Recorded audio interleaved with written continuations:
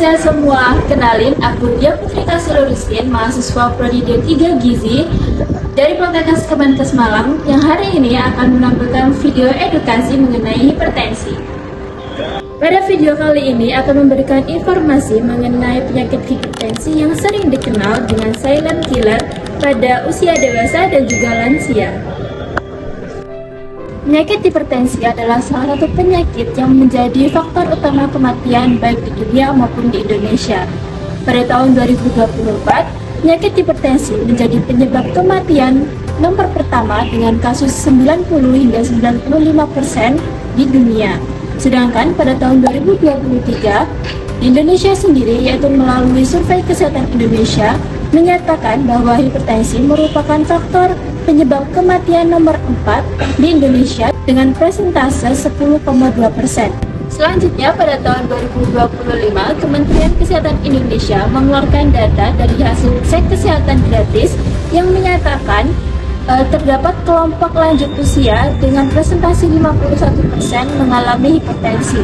Lalu, pada tahun 2026, Kementerian Kesehatan Indonesia juga mengeluarkan data dari cek kesehatan gratis yang menyatakan kurang lebih 1 juta warga mengalami hipertensi.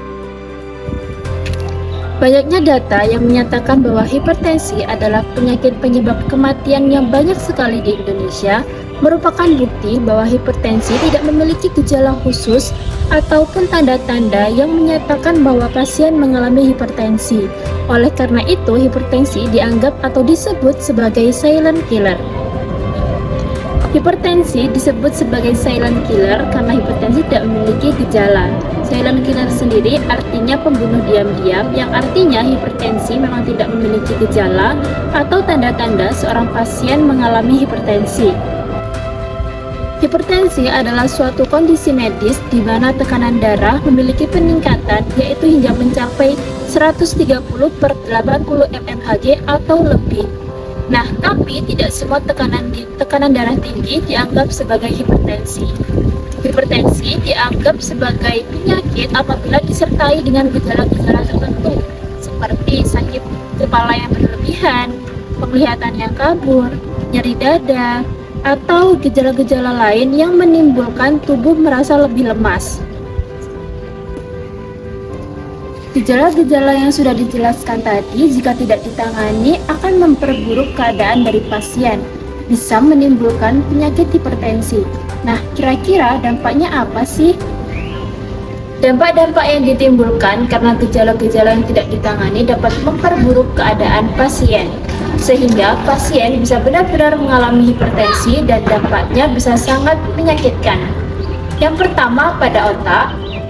Hipertensi menyebabkan kerusakan pembuluh darah pada otak yang memicu stroke, ensefalopati, dan demensia vaskular. Lalu pada ginjal. Hipertensi menyebabkan kerusakan pembuluh darah pada ginjal yang memicu kerusakan ginjal dengan ditandai adanya gagal ginjal. Lalu jantung. Hipertensi menyebabkan jantung bekerja lebih keras memompa darah, berujung pada nyeri dada, sesak napas, hingga gagal jantung. Dan juga pada mata.